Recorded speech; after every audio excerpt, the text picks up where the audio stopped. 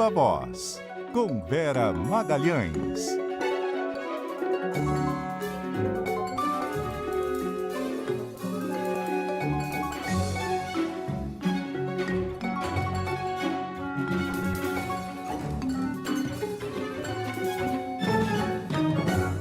Vera Magalhães, de volta das férias. Seja muito bem-vinda. Boa noite. Boa noite. Muita saudade de você, Débora, da Carol, dos ouvintes, dos nossos espectadores aqui do Viva Voz no Ponto Final. Boa noite para vocês.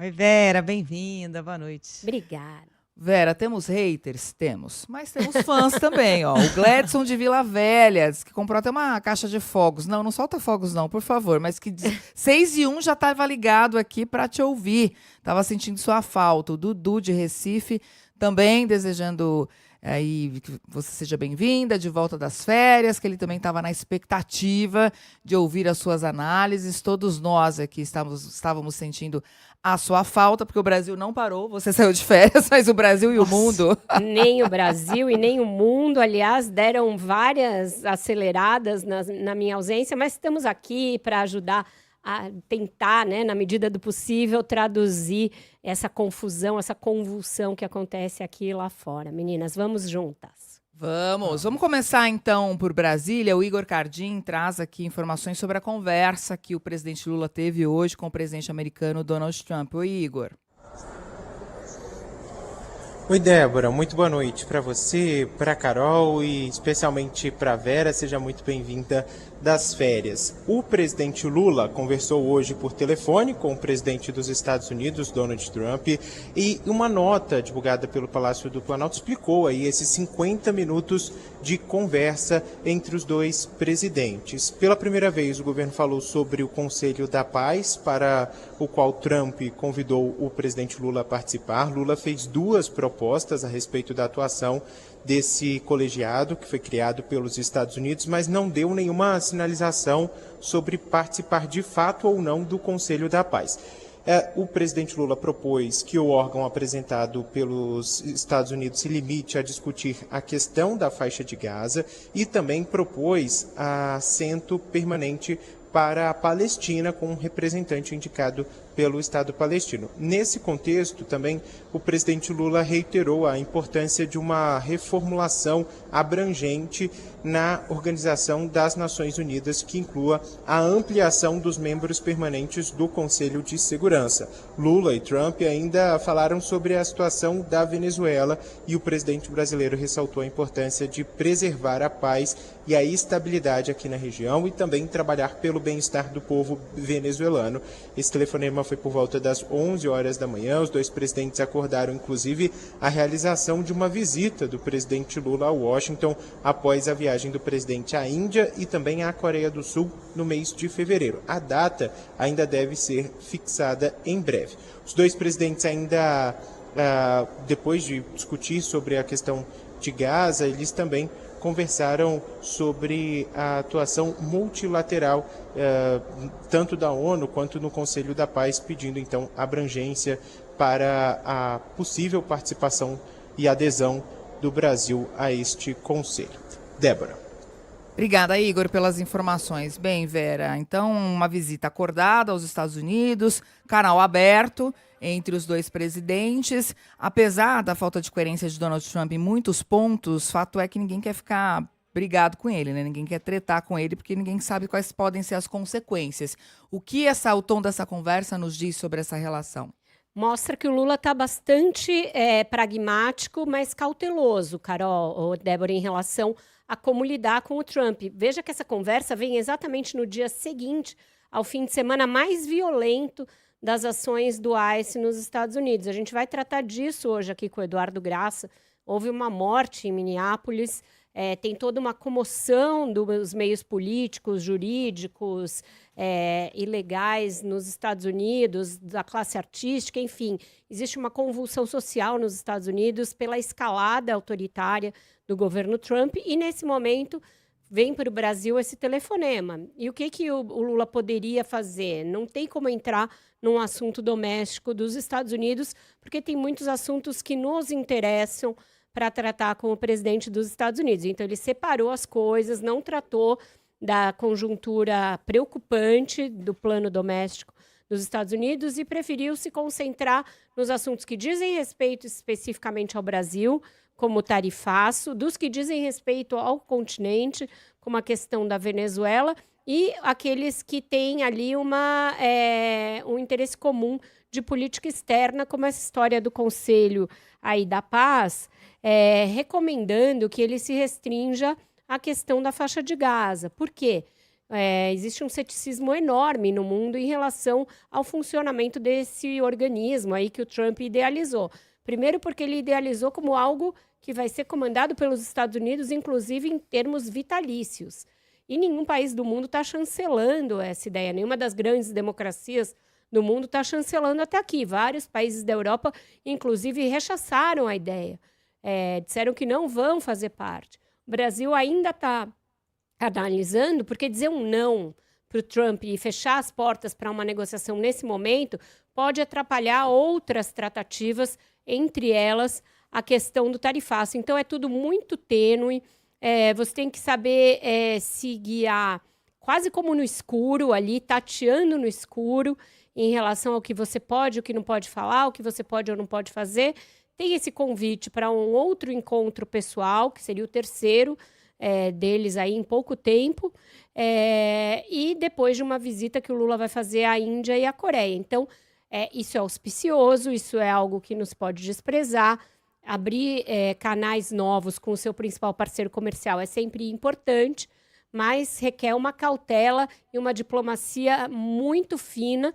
Pelo menos ele está seguindo ali as orientações gerais do Itamaraty e se pautando bem, eu acho, nessas primeiras tratativas do ano.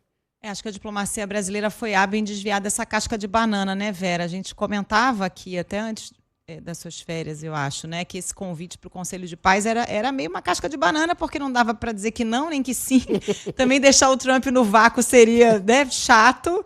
E aí acho que a diplomacia brasileira e o Lula conseguiu pontuar, olha, seria bom que se restringisse apenas a questão de Gaza, seria importante a participação da Palestina, e reafirmando a crença do Brasil no multilateralismo, né? Quando o Lula aproveita essa conversa para reforçar o pedido por uma reforma da ONU e do Conselho de Segurança da ONU, que é também uma demanda antiga do governo brasileiro, é mais uma vez uma chancela da diplomacia brasileira à importância do multilateralismo que o Trump faz questão de rasgar, né? Com certeza, Carol. Veja que esse tom mais cauteloso do presidente na conversa, né? Até porque é uma conversa sempre mediada, traduzida e tal, é muito diferente do tom que o Lula usou na semana passada para se referir a esse organismo, quando ele falou, em vez de reformar a ONU, o Trump resolveu criar uma ONU para ele.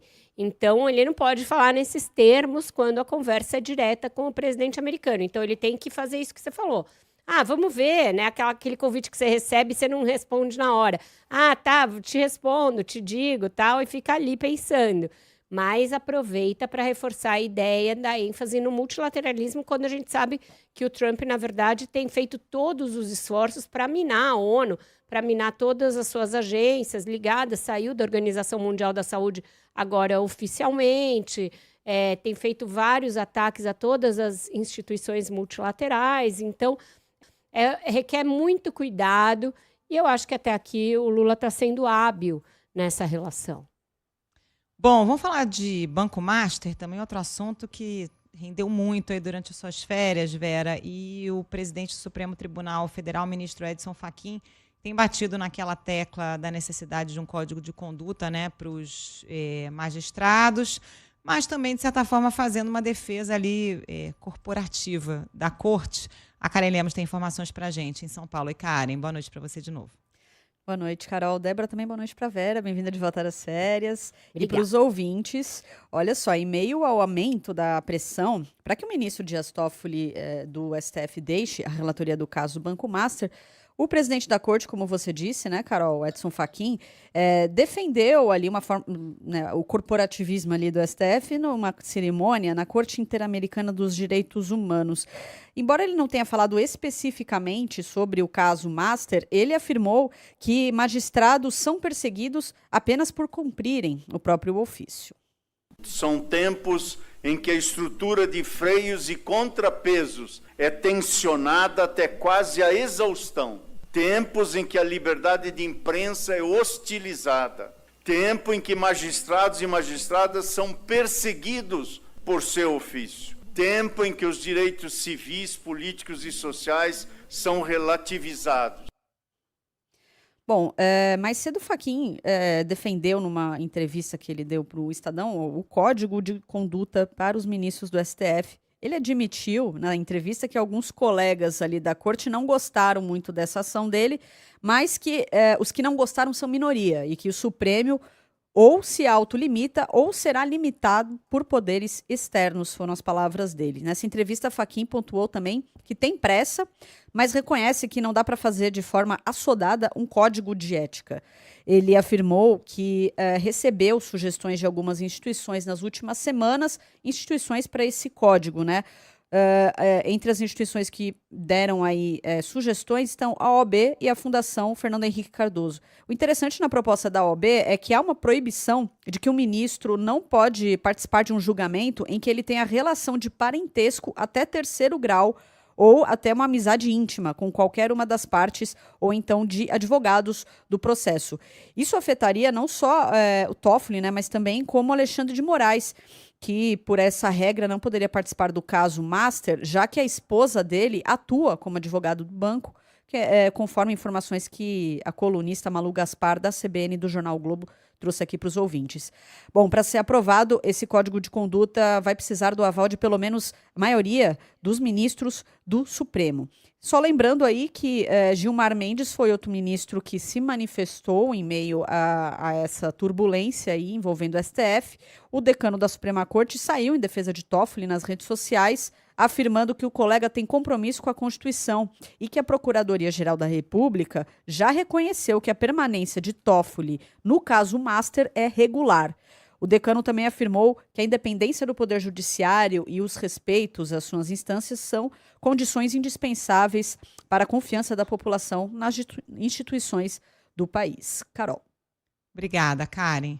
Agora, Vera, apesar dessa fala do Gilmar, né, e desse posicionamento aí dos ministros do Supremo, a situação do Toffoli, nesse caso, ficou muito complicada, né? Sobretudo depois que vieram à tona as informações sobre o resort, que eram dos irmãos dele, em sociedade com um dos investigados, e a partir das próprias decisões do Toffoli, que são bastante heterodoxas, né?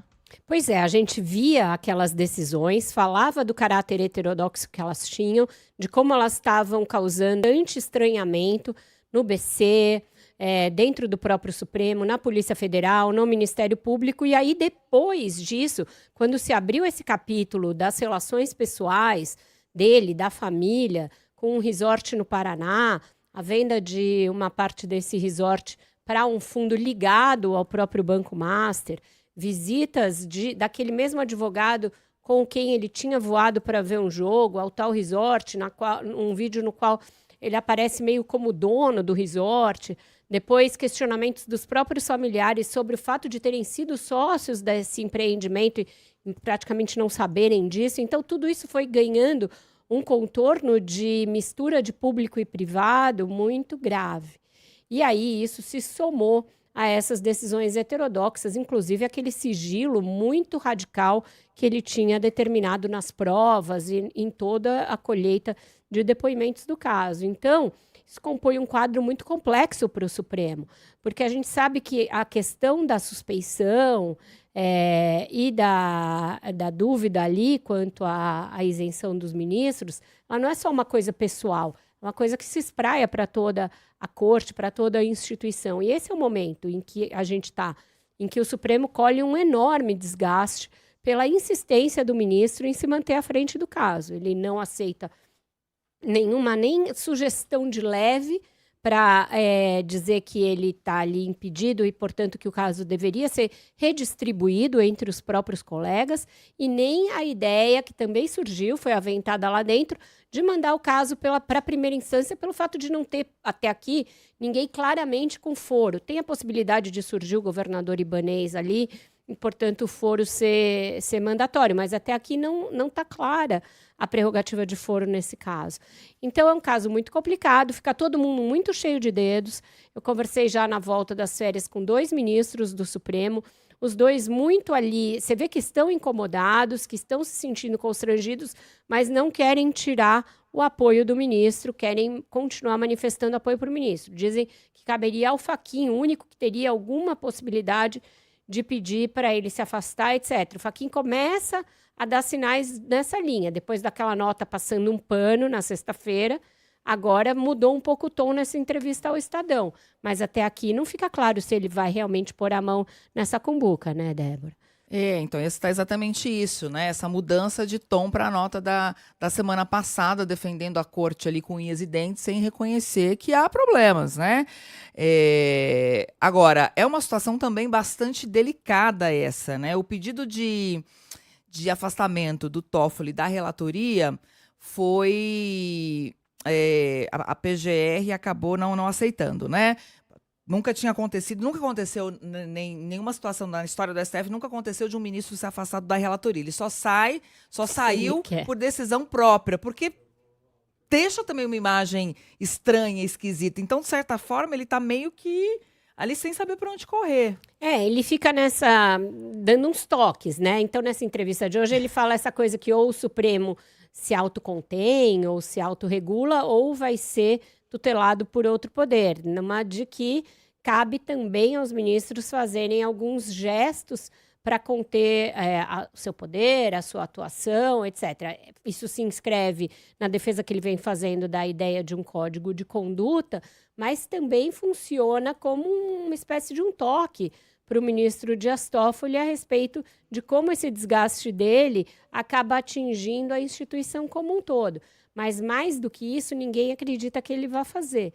Ele vai ficar meio restrito a isso que ele está fazendo até aqui. Essas conversas com instituições como a OAB ou como o Instituto Fernando Henrique Cardoso, a Fundação Fernando Henrique Cardoso, que deram sugestões do que poderia estar contido nesse código de conduta, fazem parte dessa coreografia em que ele procura mostrar aos seus pares a urgência de se tratar desses assuntos, mas são todos eles assuntos que são vesperos, porque todos eles, de alguma maneira ou de outra, incorrem nessas práticas que seriam vedadas caso eles adotassem de verdade um código de conduta.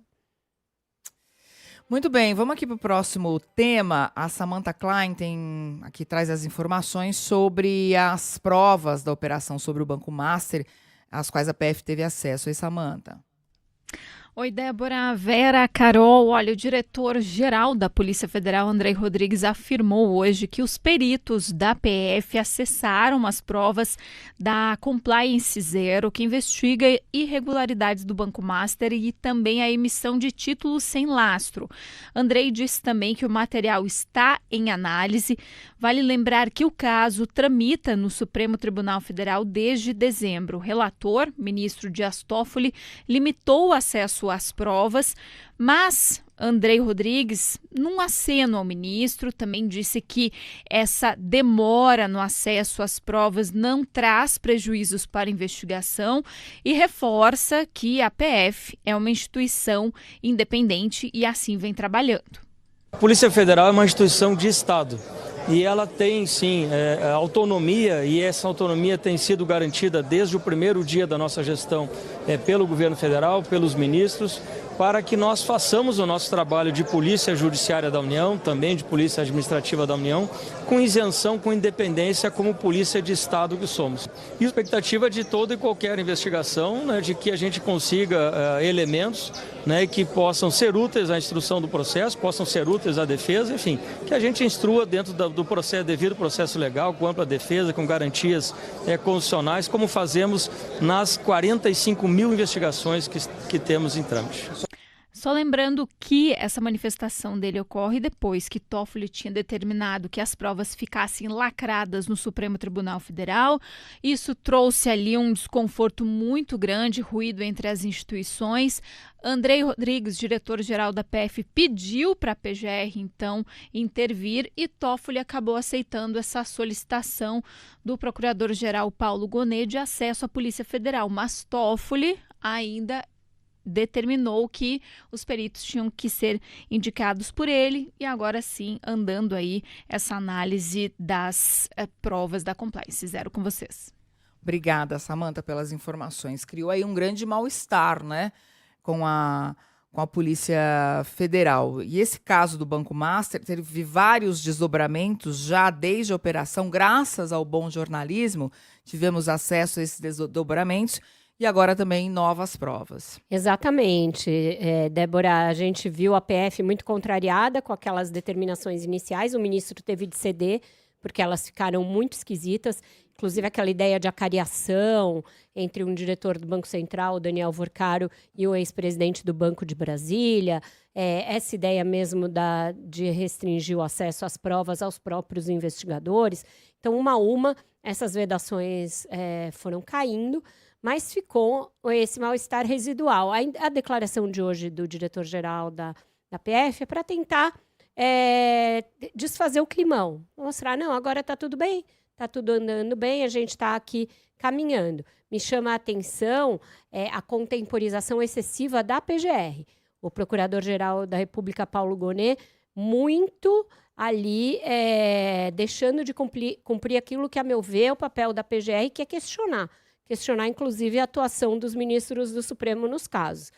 Eu me lembro da PGR Raquel Dodge, que era muito mais incisiva em relação aos ministros do Supremo do que ele vem sendo nesse caso Toffoli. Ele praticamente não viu nada de errado em nenhuma das etapas até aqui. Então, me chama a atenção a atuação do Ministério Público nesse caso.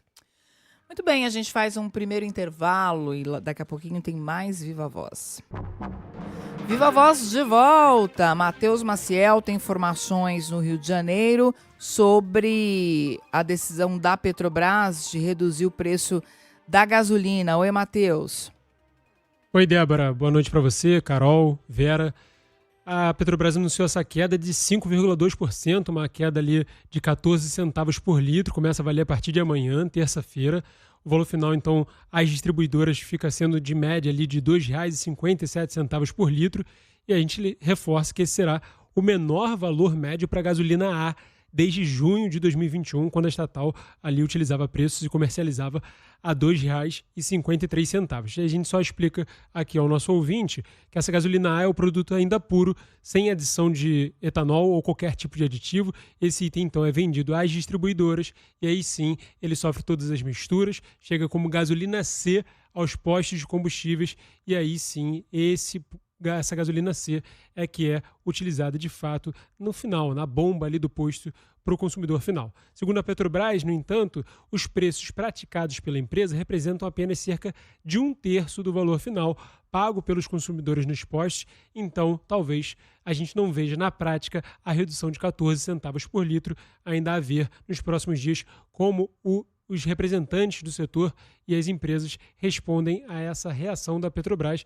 Reação esta porque os preços dos barris de petróleo ao longo do ano têm reduzido e já desde o final do ano passado têm representado uma queda expressiva. Praticados então em 2025 chegaram a $80 por barril de petróleo e agora já estão ali na casa abaixo dos 60. Também tem a valorização do câmbio aqui, o real valorizado em relação ao dólar. Isso tudo interfere para que agora a gente tenha essa primeira redução de 2026. Volto com vocês. Obrigada, Matheus, pelas informações. E aí, Vera, o Globo ouviu alguns especialistas da área de economia que estimam uma redução na bomba entre 1% e 2%, porque no fim das contas a gente quer saber se a gente vai pagar menos, né, na hora de abastecer o carro. Mas, de qualquer forma, isso não seria imediato. Pelo menos 30 dias, porque tem os estoques e tal. De qualquer forma, essa redução na gasolina deve impactar a inflação de fevereiro, né, que historicamente acaba sendo a mais alta por causa das mensalidades escolares, então deve ajudar a puxar para baixo essa inflação de fevereiro. Que é toda a preocupação do governo, né, Débora, até para dar ali condições para que o Banco Central comece a baixar a taxa de juros, que é o grande objetivo do governo Lula nesse ano eleitoral, é que a taxa de juros chegue mais perto da eleição num patamar menor do que esse recorde de 15% atual. Essa coisa da redução de preço de combustíveis é sempre uma cartada lançada por governos em ano eleitoral. Então, isso é um clássico, uma espécie de um clássico. Isso que está acontecendo agora na Petrobras não é a mesma coisa que aconteceu, por exemplo, no governo Bolsonaro, quando ali houve deliberadamente uma forçação de barra para que caísse o preço da gasolina fortemente e isso, de alguma maneira, levasse a um resultado eleitoral favorável ao então presidente. Então, o que ele fez? Ele zerou, na ocasião, a alíquota do PIS/COFINS e da CID sobre a gasolina, o etanol, o diesel e o gás de cozinha, para forçar uma redução realmente perceptível pelo consumidor em todos esses combustíveis e, com isso, impulsionar a candidatura dele. Só que ele fez isso com a mão do gato, né? Porque a maioria desses impostos vai para os governos. Então, baixou compulsoriamente ali também a questão do ICMS dos estados, e isso depois gerou um questionamento na justiça. Isso levou a que o Haddad, já no governo Lula, tivesse de recompor o ICMS do combustível que ele tinha tirado dessa maneira artificial para forçar um resultado na bomba que inflasse as suas chances eleitorais. Então, não é isso que está acontecendo agora. Isso é uma coisa normal do ajuste do preço dos combustíveis, mas vem dentro de uma queda gradativa e meio constante do preço da gasolina, pelo menos desde 2022, que pode impactar para o consumidor final e ter, portanto, algum resultado, tanto na inflação, consequentemente nos juros, e aí levar a uma sensação ali de bem-estar econômico na época da eleição que favoreça o governo de alguma maneira. Ô Vera, já que a gente está falando aí de impacto eleitoral, você quer falar um pouquinho de reforma ministerial? Eu sei que você tem apuração sobre isso, né? Pois é, porque esse é o grande assunto de janeiro e desses primeiros meses, né, Carol? A gente sabe que vai haver um esvaziamento grande do primeiro escalão, com muitos ministros candidatos, até para dar a estratégia de palanques do Lula, de palanques estaduais, que ele demorou a montar, mas agora está se dedicando a isso, e, portanto, designando muitos dos seus ministros para essas missões, algumas missões bastante inglórias, por exemplo, a da ministra da Secretaria de Relações Institucionais, Gleisi Hoffmann, que vai enfrentar uma parada duríssima lá no Paraná, um estado que não é petista, que tem votado na direita reiteradamente nos últimos anos. Então, em muitos desses estados, a estratégia é aquela que eu já falei aqui no Viva Voz, que é você não perder tão feio, não perder de lavada. No caso dela é isso. São Paulo também provavelmente vai ser isso, embora não esteja claro se é o Haddad que vai para o sacrifício, se é o Geraldo Alckmin, se é a Simone Tebet, mas é montar um palanque para que o governo tenha como brigar, como jogar e não perder de muito, porque em São Paulo o volume de votos é muito grande, você não pode perder de muito. Então, essa montagem está acontecendo, muitos ministros chaves do governo podem sair agora, é o caso do próprio Haddad, Rui Costa, ministro da Educação, ministra Marina Silva. Então, para que não haja um apagão, a Gleisi, né? Para que não haja esse apagão, a ideia é fazer ali uma seleção de currículos no segundo escalão para você promover quem tem a condição de segurar a onda e levar o barco até o período eleitoral, sem nenhuma garantia de que esses interinos que vão entrar agora permanecerão num eventual quarto mandato, caso o Lula seja reeleito.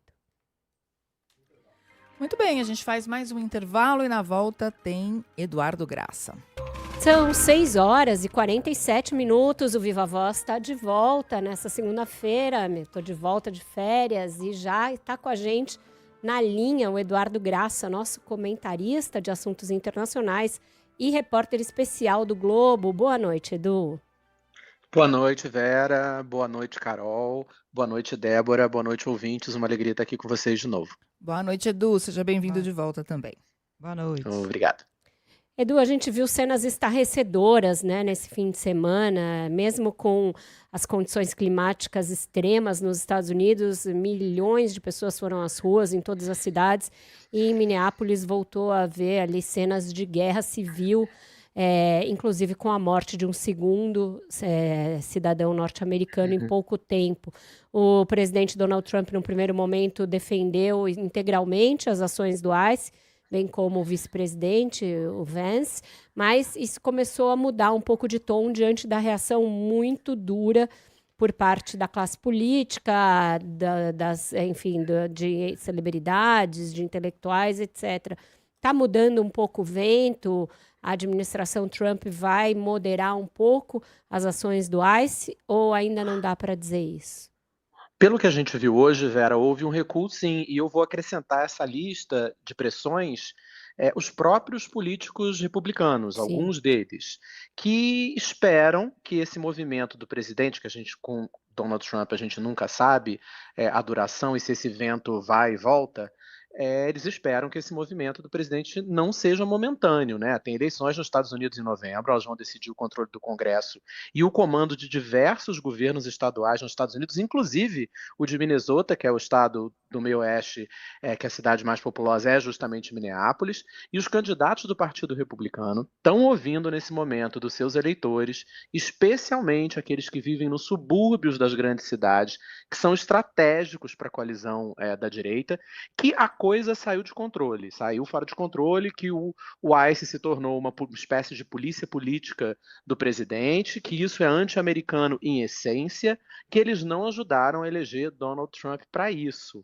Assim, se para esses eleitores era mais difícil assim, eles se enxergarem, por exemplo, no George Floyd, o homem negro cujo assassinato por um policial branco ali na mesma Minneapolis, em maio de 2020, no primeiro governo Trump, se tornou um símbolo da denúncia contra o racismo e a brutalidade policial, né, impulsionou o movimento Black Lives Matter, é diferente com essas duas vítimas que você citou aí do ICE, né, a poeta Renee Good e o enfermeiro Alex Pratt. Eles eram brancos, americanos de classe média, foram abatidos nas ruas quando exerciam algo muito caro, inclusive para esses eleitores mais conservadores, Vera, que é o senso de dever comunitário. E as famílias das duas vítimas fizeram questão de contarem detalhadamente histórias de vida dessas duas pessoas que se contrapuseram totalmente à narrativa da Casa Branca. Apesar das evidências em vídeo, o governo Trump tratou esses assassinatos de duas pessoas de 37 anos como terrorismo doméstico. É essa reação dos constituintes indignada a isso que fez com que pela primeira vez em mais de um mês de operações, e após afirmar que Minneapolis, você vai lembrar, serviria de modelo para outras ações similares o ano todo, que o Trump hoje falou em rever tudo, trabalhar em sintonia com o governador, que é do Partido Democrata, foi candidato a vice na chapa da ex-vice-presidente Kamala Harris, né, contra o Trump. E as críticas às ações em Minneapolis, que têm aumentado muito em conversas em off dentro do Partido Republicano, e até nas recusas de políticos republicanos de defender essas ações publicamente, está mudando um pouco a sensação para constatação, e não só dos eleitores que votam com os democratas, de que o arbítrio, a punição, a morte, ela não tem nacionalidade para a polícia de Trump. Acabou de sair agora, um pouquinho antes da gente entrar no ar, a pesquisa Ipsos Reuters, com entrevistas feitas de sexta a domingo, ou seja, nos últimos 3 dias, que marcou o registro de recorde negativo de aprovação das políticas de imigração do governo Trump. Só 39% as aprovam e 58% concordam com a frase "Trump foi longe demais na repressão". Edu, no meio dessa crise interna nos Estados Unidos, tivemos hoje uma conversa entre Donald Trump, o presidente brasileiro, o presidente Lula, uma conversa de 50 minutos. Que análise você faz dessa conversa? Antes de mais nada, saiu algo importante, que foi a confirmação da ida do presidente Lula a Washington mês que vem, ainda não tem uma data fechada, mas é mês que vem, depois da viagem dele para a Índia e para a Coreia do Sul.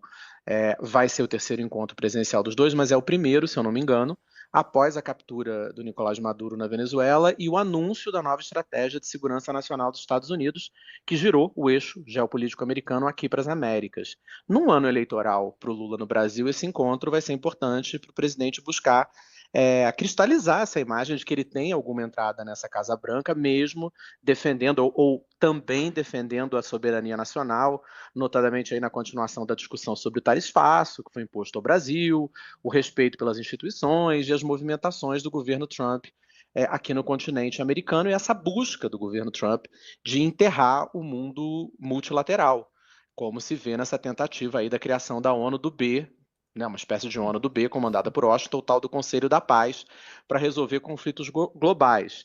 De acordo com o Palácio do Planalto, o Lula comentou na conversa com Trump hoje o convite feito ao Brasil para participar desse conselho, propôs que ele se limite a Gaza, o que não foi especificado ainda pelos Estados Unidos, né, e que se assegure um assento nesse conselho para a autoridade palestina, do mesmo modo como há um para Israel. O Lula indicou que o Brasil segue interessado em defender reformas da governança global, mas dentro da própria ONU, inclusive no Conselho de Segurança, que é uma demanda antiga de Brasília. Um tema que talvez seja o calcanhar de Aquiles do governo Lula, que é a segurança pública, também entrou na discussão, porque o Planalto informou que Trump recebeu bem a proposta brasileira de fortalecer a cooperação no combate ao crime organizado, né, nesse momento em que Washington ameaça combater o narcotráfico militarmente na América Latina, né, não respeitando fronteiras. Sobre o tarifaço imposto ao Brasil, a minha percepção foi de que pouco se avançou, assim como no caso da Venezuela. Né, se a gente vê o comunicado sobre o nosso vizinho, ele é bem mais sucinto, o que pode sublinhar a discordância dos dois lados sobre os caminhos para a Venezuela, já que diz apenas que os dois lados trocaram impressões sobre a situação do país. Falando em Venezuela, vamos falar rapidinho dessa declaração da presidente venezuelana Delcy Rodrigues de que está farta das ordens de Washington. Ela pareceu indignada. Estava jogando para a plateia ou de fato é isso mesmo, Edu? Tava jogando para a plateia, sim, Carol. Ela tá numa situação muito complicada, né? Ela anda numa corda bamba ali desde a captura do Maduro pelos americanos, porque ela precisa, ao mesmo tempo, agradar Washington e, assim, apaziguar ali o aparato chavista. Aí vamos concordar que não é uma tarefa exatamente fácil.